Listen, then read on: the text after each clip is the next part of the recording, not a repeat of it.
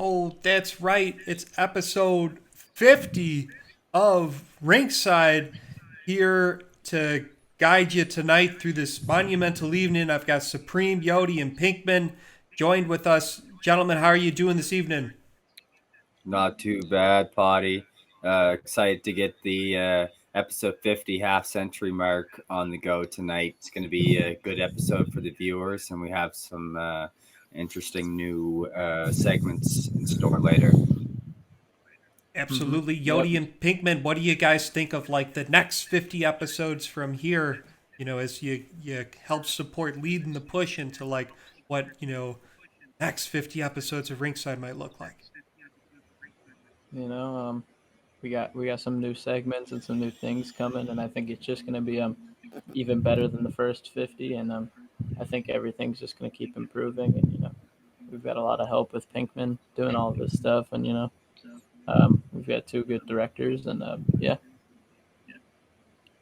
Oh yeah. Every episode's gonna get better, and if I'm not mistaken, if you guys upload once a week every Sunday, episode 52 would be the 1 year. Yeah. Technically, yeah. There may have been a skippage. 1 year of episodes. I don't know. Yeah, that's crazy to think about. It is. Potty, you're the guy that's been here since day one. So how about you tell us a little bit about the ride to episode 50? Yeah, like I had done this show in the SFL with like these other two guys, and I had kind of like taken a backseat in it, and I did the plays of the week, and I kind of like spoke up, and sometimes I was funny, but like I never like really felt like I had like found my voice. And then I found Rinkside, and I was able to like dive headfirst into building a show, in an area that like I don't know, I was kind of scared of like exposing myself out to be like the first person to like start it off, but got the right guests on, and then they gave support, and I created a network, and through that network I was able to navigate everything I wanted in goals, to create a show, to be able to be a coach for a team, a GM for a team, an owner for a team, create that network, amongst goals, and like you'll find happiness and the ability, most importantly, not like what you get out of it, but like what do you give back? Who do you help? Who do you support? Where do you give chances? And so that's what we're like totally excited about. Cool. So, any other things to add before we dive into our, Rinkside review? Yeah, Potty. I just want to say right quick, without you, man, this show would not be a thing. None of us would be here. So we just want to give a quick shout out to Mr. Potty, the creator of everything that's here, and all the viewers. Leave a comment down below. Maybe put a comment down below on your best Potty moment over the last 50 episodes. Ah, excellent. Super humbled there. Well, let's move along to our Rinkside review. Starting us off, we had bad Alpha Dogs coming down versus Manitoba. And this was an interesting game. Manitoba took the lead early with McChuckle's goal. But Supreme, what do you think of, bad coming back? Yeah, it's a good game, but by the looks of it, close game, going into overtime, 1-1. But yeah, it's nice to see sometimes close games like this, and then the underdog Brooklyn coming out on top. Yeah, absolutely. Seeing those nice goals by Willie Ruth and Ethan Hunt. Yodi, what you think of Bad's performance coming over Manitoba as like an expansion owner yourself? I think it was I think Manitoba is they're in a race for possibly a playoff spot, and I think there are games like that you just really don't want to lose if you're Manitoba. And I think it was a good game from Brooklyn, and it was good seeing a young guy like Willie Ruth scoring after who's recently on Rome. But yeah, so it was definitely good. It was definitely a good game and a good upset win. Excellent. Well, let's move along to our second game. where we had Boston versus Jacksonville.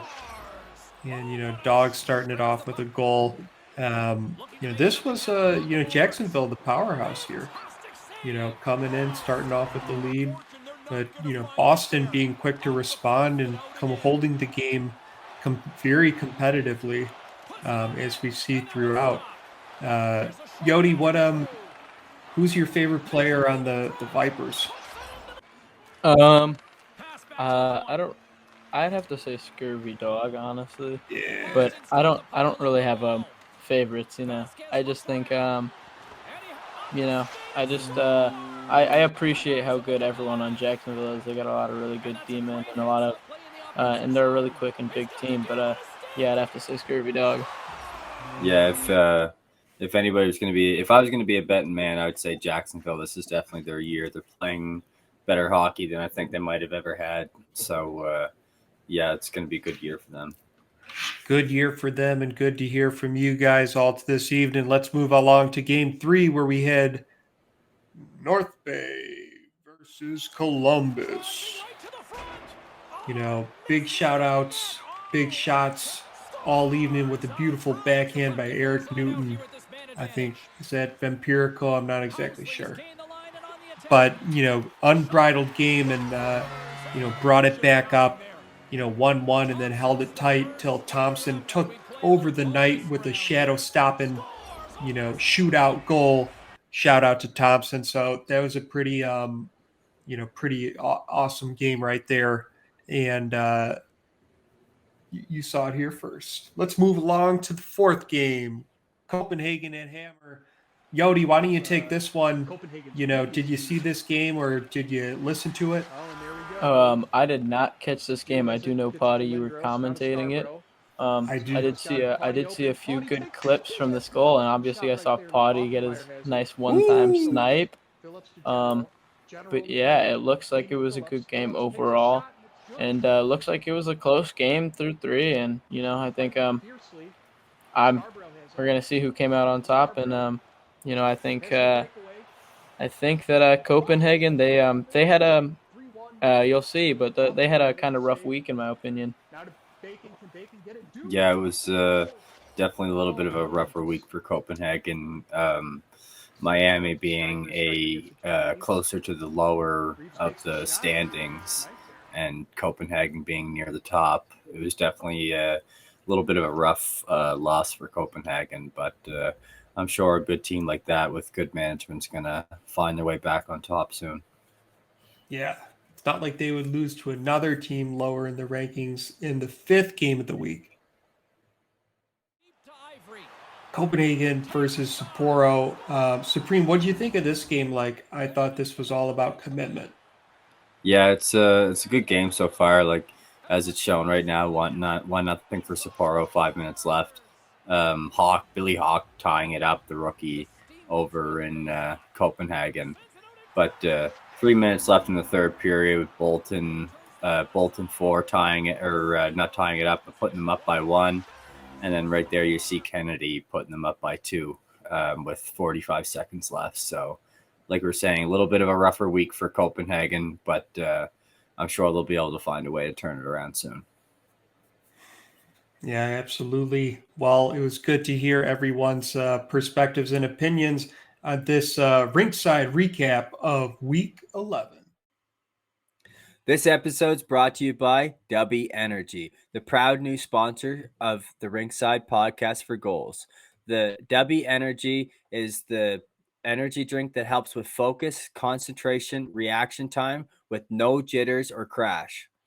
No jitters or crash, but I'm always stacking that cash and I'm making it fast. That's how we do it in the past.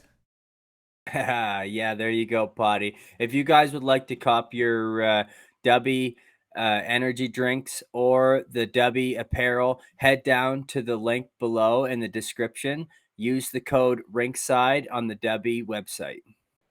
And we're here with Eric Belmont, goals legend, scoring goals, defenseman, and world premier golf tour professionado, Eric Belmont. How are you doing this evening? I'm doing pretty good. I wouldn't say I'm a professional at golf, though. You've seen my scores. Well, you've been getting over the hump, though. You scored pretty well in the last recent round, right? Yeah, not as good as I was hoping, but And for our viewers decent that enough. are watching and they're wondering what are they talking about, this is the RTO tour, the Rab, Trunin, and Oni tour, right? Yep, you can follow them. You can follow our progress actually on Twitter too, at the RTO Tour, I believe. At the RTO tour. Well, let me ask you this: so between goals and golf, like which one do you lean towards if you had to pick a favorite? If I had to pick a favorite, I would say goals. Hmm. More people do play goals, and I can chat with more guys than the RTO guys. Yes. I love you guys, but you get old after a while. Supreme, what's your take on that? What's your question? Tell us a little bit about your player and goals and your experience you've had. Yeah, I think I'm coming up on my 4th or 5th season in goals. I started my first character when I first created my character. I was on. I want to say it was. I think it was the Norfolk Miners team, the Farmers or the Chickens, Saskatoon Farmers? Saskatoon Farmers. Thank you. Yes. I spent a half a season with those guys, and then came the draft, where I was drafted by Las Vegas. So I was moved over to the Tokyo tour or the Tokyo team, and then like 3 days later, I was traded to Florence. So I was able to stay in Tokyo, but just played for a different majors team. Excellent. And how have you evolved as a player, as also, a leader in the league? What else do you do besides play? I am one of the assistant coaches in the Florence locker room, along with Trev, Guy, and Squibs. I kind of help with the trade aspects, kind of put my input in there, strategies, Hmm. things like that. And what do you think of that, Supreme? Yeah, man, that's pretty cool. I'm a coach myself. I know how it can get a little frustrating at times. So what without giving too much away, what kind of strategy do you like to, what kind of team do you guys like to have out on the ice? We like a team that melds together, kind of, the best group of guys that can work cohesively together and kind of play off of each other instead of against each other. The more cohesion that our lines have, we've noticed the better that we do as a team. So, we try to make that work as much as possible. Excellent. Always something to execute and captivate. What have you thought of your current team's rise in this current season? What do you guys attribute it to, or do you see anything from the individual perspective of yourself as a player? As a player, I'm a little disappointed with how I've played this year. Obviously, it's my rookie year in the majors, so I'm not seeing the same amount of success that I saw down in the minors. But the way I see it is whatever we're doing has been working, and we've had a great season so far. So as long as I'm contributing even a little bit, I'm happy. Yeah, that's awesome, man. But what's the biggest difference that you find from playing in the minors for so many seasons and then now jumping up to the pros finally? The big part of it is the difference in the just the overalls of our players. You've got guys who have been in the league and are 98, 99 overall, and I'm coming in high, maybe a low 60 at this point, mid 60 maybe. So it's kind of rough to see you come up after seeing the success that you had in the minors, but you also know that everybody goes through it. So you just kind of hold out and pray to do the best you can. And do the best you can, as well as wishing you the best of luck in your upcoming season, and push throughout the current one. This was great having you on the Rinkside. So I had a couple questions to close this out. Number one is, do you got any shout outs or like hellos you want to throws? Obviously, big shout out to the Florence locker room and Trev and all those guys. Um, Quick shout out to Shunin and Oni, who, if I hadn't met those guys, I probably would have never heard of goals in the first place. And then just a shout out to the rest of the guys. Everybody else that's around who watches. Yeah, that's awesome, man. Well, thanks again for jumping on Rinkside and doing this interview with us. And we wish you all the best of luck in the rest of the season going into the playoffs. All right, thanks. I wish you guys the best of luck too. Have a wonderful night. Yeah, you too, Eric. Have a great night. All right. Now on to watch the games to watch for this week. Starting us off, we would have our friend Guy Clausen here, but he's unavailable. So we have the three games to watch this week. First off is the Sapporo Steamers versus the Jacksonville Vipers. It's the first ranked offense versus the 18th ranked defense. As the Steamers look to overcome their struggles against an elite team in the Vipers. Next up, we have Manitoba versus Columbus Chill, two expansion teams looking to finish their first campaign. And finally, we have Turku Finns versus the Copenhagen Vikings. It's a big divisional clash as the Finns travel to Copenhagen to gain any ground to make the playoffs. What do you think of these, Supreme? Yeah, man, there's lots of interesting games this week on the go. It'd be interesting to see what Las Vegas, teams like Las Vegas and Jacksonville are going to do this week. Also, if you guys want to tune into some Miami games, we got a game against Boston on Thursday. We got a game against Honolulu on Friday. The Honolulu game on Friday will be, I think, the first game against Honolulu since the big trade with, I think it was Henry we sent over there.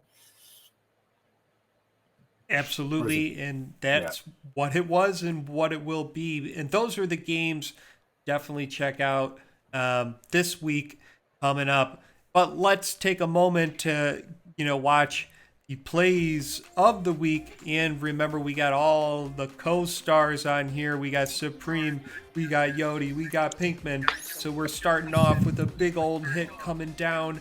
And you see there's two players, Jarhead versus Schwarzenegger. Yo, Yodi, who do you think's about to win this fight? I'm going to go with Mario Schwarzenegger. The dude's huge. Oh, yeah, big boy. Pinkman, who do you think? Oh, I think, I was about to say the guy from Brooklyn, but not today, I guess. Yeah. A little too late on that one. We got quite another interesting fight here on the go. We got Joey Rab versus Meeks. Personally, I'm going to go with Joey Rab. He's a friend of the channel and everything, so hopefully we'll see what happens good with him. I mean, I might know what happens at the end, but we'll see. Joey Rab played a real game and got a real penalty for starting a fight participated in a fight or something. So he's an OG, he knows how it goes. But now we got number 10 coming down. I'll take this one, then I'm going to pass it to the Supreme. So we got Scarborough coming along, passes it to, none other than Potty with the big slap at number 9. Yo, Supreme, number 9 here, we have Liam Ryan in the minors. It's a minors with the one-timer up over the top right there. Nice shot by the minors prospect, Liam Ryan. Nice. Yo, Yodi, you got this one? Of course. And for number 8, it's going to be Andrew Payne for Miami after Norfolk. He's going to slot it into that bottom corner after a deflection. And it's just a good puck vision and way to get a stick on the end of that. Lucky number 7. We got Jesse Newton here coming out of the left corner, brings it into the slot. A nice little shot there. Was that on a backhand for 5-hole? Oh, that was, baby. That was beauty backhand enabled on. Oh. Sick. All right, number 6 coming true. Coming around, we got McManus. To Bobby. Chapman with another backhand. And nice play there as well. And stirring the stew at the end by the Sorcerer. That's the Warlock right there, baby. Yeah. Oh, Let's go. Our boy Chapman. Number 5 here. We got a nice goal coming at you with Matt Green, a guy everybody's familiar with on the plays of the week. Check this out. Correct me if I'm wrong, but check this out. Hat trick goal by Matt Green. Check out the hats coming over onto the ice. Quite the special player in Matt Green. And number 4 is going to be Jake Molyneux for with an OT goal for Boston, just getting a breakaway on Jacksonville's keeper to win them the game there. I'm crying. That was so beautiful.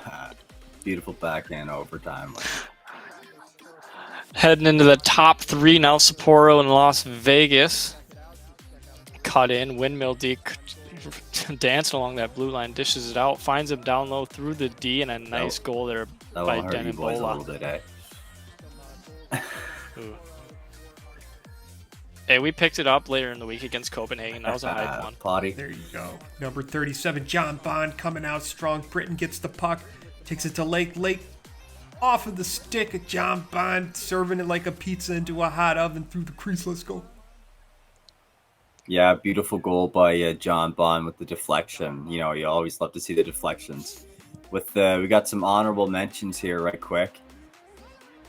We got Prince from Miami with dish. a top, shot up top left, and then we also got Scurvy Dog with another beautiful shot himself, and then we got Alaska here with Beamer also shooting it up top. So lots of beautiful highlights there.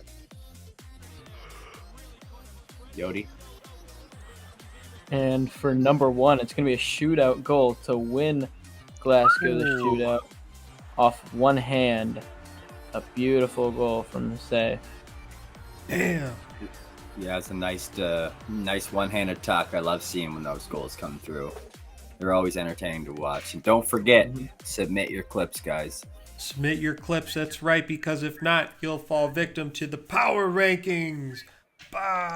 You know, I thought this week that maybe we could start off by looking at offense. You know, Yodi and Pinkman, what do you guys think? To start it off, you know, I think there's some really underrated offenses in here, such as Columbus and Don't say it. Manitoba. They look pretty low. But in my opinion, I'm not going to say Sapporo. You know, I think that top 5 basically adds up. I mean, Copenhagen didn't really show it this week offensively, but I can say that you know, Jacksonville and Vegas and Glasgow and Florence were all going pound town this week, and you know, I think that these power rankings for the offense side are pretty accurate. Overall, those top 5 teams, I think we've seen them here week by week. You know, Jacksonville's probably had that top slot every time I've at least been on here. But otherwise, not too much movement in the top 5. A little bit more down below, but that's where the teams are a little bit closer. Sapporo dropping quite a bit there. Rome coming up, just like I predicted, I believe, 2 episodes ago, saying Rome was on the come up as a hot team. But otherwise, Copenhagen, I don't know if they deserve that top 5 after a pretty poor week performance-wise, losing to Sapporo and a couple other teams. I can't name the specifics, but yeah. Miami. Miami was one of them. There you go. Yeah, no, the Vipers sitting there at number 1 in every category. I've said it once, I'll say it again. This is the Vipers' year. If they don't, you know, take it all home, then it's all rigged, in my opinion. But yeah, look at overall, Las Vegas, though. Nipping behind the heels, second in 3 categories, third in 1, fourth in the other. You can't deny that that's like pretty stellar itself. hey, Las Vegas there, they got second in overall offense and defense. If they can pick up a little bit on the special teams and get their goalie a little more consistent, you know, they'll give the Vipers a run for their money. But I think Joey Rabb and the boys over in Jacksonville are going to be trying to take it this year. Yes. Well, let's see. But we can turn our attention now to the pro standings. So let's load them up for Yodi to take control and break down what's going in to the Rocket Conference. Yep. In the Rocket Conference, we've got Las Vegas with a 4-point lead over Albuquerque, who Albuquerque is definitely lurking, and they've been really getting their shit together. And I think San Diego, they're I think one of the more underrated teams. They're really fighting to get up in this standings in the Rocket, and I think that Alaska, they've had hard troubles with their goalkeeper. They got a new Scott Cooper in net, and that's been one of the reasons that they've fallen short this year. But if we go over and look at the Mr. Hockey Conference, Jacksonville's got a commanding 9-point lead in front of Boston, where Copenhagen, Florence, and Glasgow all trail but are very close within. And that bottom three with Miami, Norfolk, and Brooklyn all looks like they're going to stay there for the rest of the season. With while Rome has a 7-point lead in front of the 8th place Miami. Yes, and that's the way those pros go. So let's turn our attention to the minors, starting with Pinkman to take us through his view. Well, I'm just going to go off right here off the bat. It's a good week for Zurich, at least, facing number 3 Montreal. There, Supreme, you want to remind me of the score? I can't remember off the top of my head. Who won? You know what? Who won by chance? The last couple weeks have been a little off for Montreal, but you know what? We got the magic. We're going to sprinkle our magic on the rest of these teams in the minors, and we're going to push our way right up to the cup, regardless of what happened the last couple weeks. So you Zurich Hawks, or whatever you want to call yourself, you better watch out. Yeah, sure thing. You Wizards are going to need some magic if you want to pull something like that off. Anyway, Chicago's sitting at number 1 like usual, except Prague's catching up this time. They're 2 points behind. It might be a close finish for first. Montreal right behind third. They probably don't have a chance. It's a race for first between Chicago and Prague. Montreal, they just got to hold off Zurich, and Zurich's got to hold off Pittsburgh. Toronto's basically out of the question now. Yeah, like you said, Toronto, I don't think they've broken out of that 6th slot all year long. Maybe one week they might have been at 5, but all year long it's just been Chicago, Prague sitting at 1, Montreal, Zurich sitting at 3 and 4, and then Pittsburgh, Toronto fighting for number 5 and 6. So pretty consistent all year round. Absolutely. It sounds like there's a lot of competitive drive in the minors, itching to get up to the pros where they stand to test the time and the spotlight that lies ahead. So let's put a spotlight on the players right now who are leading the league in statistical categories of significance. Yodi, what do you see? As usual, we've been looking at goals and the league leaders every week, and we see Voodoo always up there in goals. Shout out David Leathers, who has been killing it for Copenhagen this year, tied for second in goals with Tom Krieg of Alaska, and also third in points. Shout out to him. I don't think there are any new faces, but I do want to shout out Ani Escola and Mojo Rising, both great players for assists. They're looking at the bottom, but they are looking good and helping their team out this season. Essex Denabola leading in points with Blaze Henderson, 2 Las Vegas Sinners at the top 2, and both 2 points away from each other. Yeah, correct me if I'm wrong, though. Denabola, he's new to the top of the leaderboard in the pros, is he not? I believe he is in points. I believe he's been up there with Scarborough of Miami. You see 2 Miami top players. It's hard to see that Voodoo and Scarborough are top 2 players in both goals and assists, and you see where Miami is in the standings. But, I think if you look over in general on all 3 of these, you see these players and what teams they play for, and, you think about the supporting cast they have and, how they're doing it. But right now it looks like Voodoo and Scarborough are just doing it themselves, for Miami. Yeah, I just want to say right quick, we got some big names here in the goals leaders with Tom Krieg, the boss man of goals with 22 goals on the season so far. And then you go over to points leaders with Oni Escola sitting at 41, Emilio Rose at 38, and then other big names like Trevor Lopez and Squibbles McChuck. You know, a lot of the big boys doing what they're capable of this season and putting lots of points on the board. And leading us in time on ice leaders, we have none other than Bobby Brownstone, the Honolulu owner, if I'm correct. So interesting how that goes. Supreme, who's got shots on goal leader?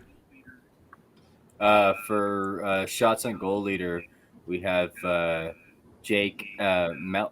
Boys, help me out with this name. I'm not Molyneux. Molyneux. Molyneux. Sitting there with 148 shots. 145. 145. It's a little small on my screen, boys. Sorry. But then Yep. we got sitting right behind him, we got Voodoo, then Adam Banks, and then Chris Lee. A lot of shots being put up on the board with Voodoo is sitting at 133, I believe, is it? Mhm. And then Adam Banks at 130, whatever he's at, and then Chris Lee at like 118, I think. But yeah, lots of shots being put up this year by a few of the players. But Yodi, what do you got there for power play goals? We've got Blaze Henderson of Las Vegas only in front by 1 point. And then you see 4 players, Gerald Winkler of Alaska, Jake Molyneux of Boston, Tom Krieg of Alaska, and Voodoo tied for second, all with 8. And then you see a few more, Chester Chess, David Hume, David Leathers, Drew Jonesy, and Evan Hunt, all Don't forget Voodoo. tied for 6. Oh yeah, and Voodoo up there at second. But yeah, for 7 power play goals. And if you go over and see shorthanded goal leaders, you see the all-time shorthanded goal leader of goals in first for the season, Brandon Arispe Romero with 3 for the Sapporo Steamers, Bunka Murray, center for Tampa Bay, Isaias Palomares, Victor Davis, Aaron Kozak, Albert Begin, Alexander Fisherov, Braden Leach, Brian Nauman, and Buck Wild. A few of those guys only have 1 shorthanded goal, and but the top 5 or top 3, 4 all have more than 1. Wow. Absolutely crushed that one. But let's give hits to my man, Jesse Pinkman. What do you think? Who's crushing the most hits in the league this year? Who's the biggest, hits leader? Oh, it looks like Jace Taylor's lead, and I can't even really read that figure. I should probably pull it up for myself. But I just want to kind of mention in the past one, for all that hype with Voodoo, you'd really think Miami would be a little bit of a better team, guy who's all over the statistical leader boards, top, or he's at least top 5 usually, where's Miami, irrelevant. Anyways, Jace Taylor, you got Johnny Blades, Bernard Gustafson, Dante Moon. I can't read that. Gerndeep Gugisberg.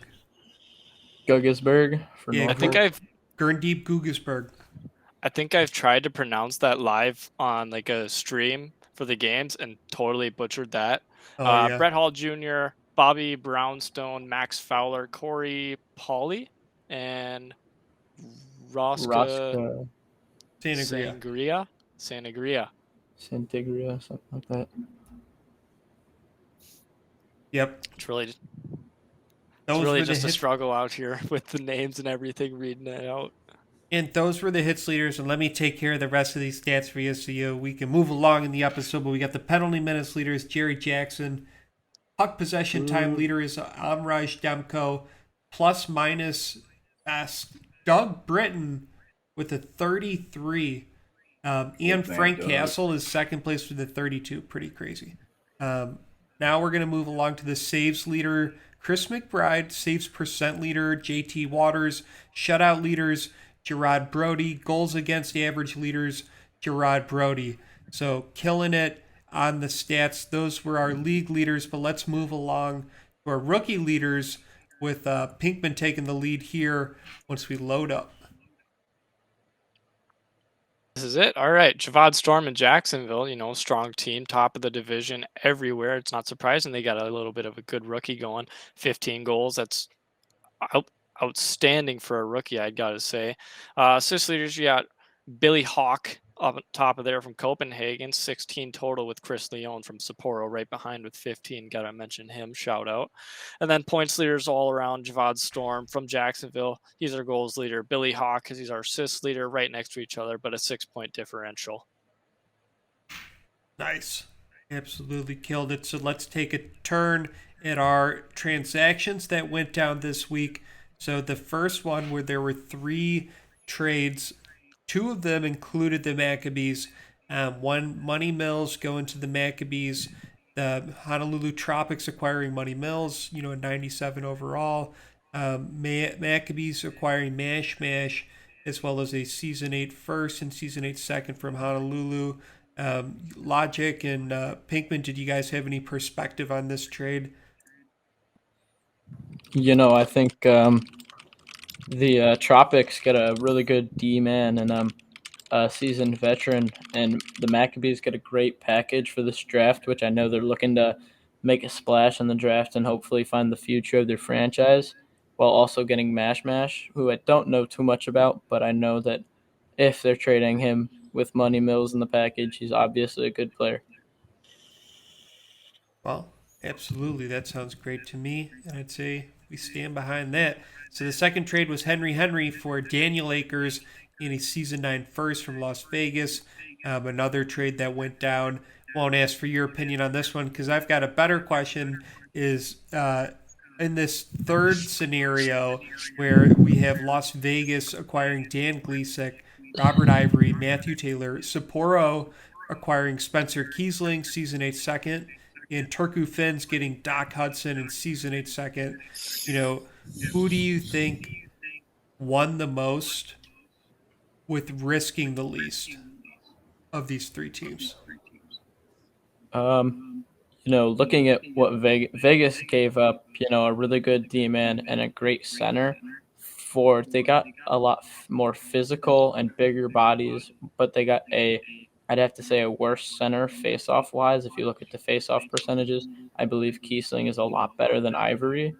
And, Sapporo, who originally was looking to just land Kiesling, ends up getting a second-round pick out of it because Turku comes into the trade and gets a good D-man and also a second-round pick. I'd have to say Turku most likely wins this trade without giving up too much because they give up a pick that they had already acquired from Copenhagen and also Matthew Taylor, but getting Doc Hudson and another second in return. Yeah. All right. So the next one we got for you are the releases saying goodbye to Ray Steele from the Wolves and Danny Valentine from Zurich.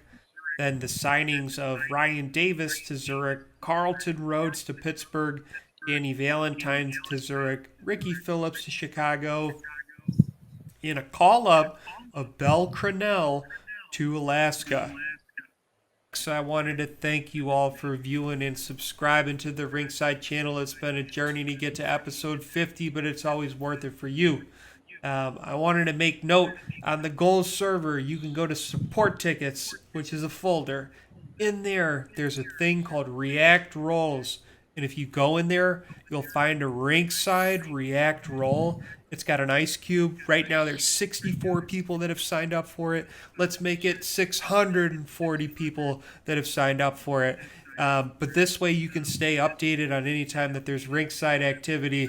And speaking of that activity, speaking of the future, I want to pass it on off in our closing thoughts to Yodi and Pinkman. How's it going down? I just want to say to all the viewers that, we're going to start posting more on Twitter, and we're going to continue our, the YouTube grind, but make sure to go follow up the Twitter and make sure to stay in touch with Rinkside. And, there's more to come, and it's just going to keep getting even better and better. And, I think we've got some major improvements to do, but not everyone's perfect. And yeah, 640, we're a little ways off of there, but otherwise you can also stay in the loop with the league through watching on YouTube or listening on exclusively on Spotify. Another little plug there, but otherwise I'd say this is a great way to stay in the league. Yeah, guys. Well, make sure you guys like and subscribe to the YouTube channel. Head over to Spotify to listen to the audio version of our podcast. We'll have the link in the description below, as well as our sponsor of the video, Dubby Energy. We'll also have that in the link below. We're trying to reach 125 subscribers, and if we can get 10 simple little likes on this episode, that would be amazing. But anyway, this has been episode 50, the half-century mark of Rinkside, and we'll see you guys next time. Doobie doobie dooba doobie doobie.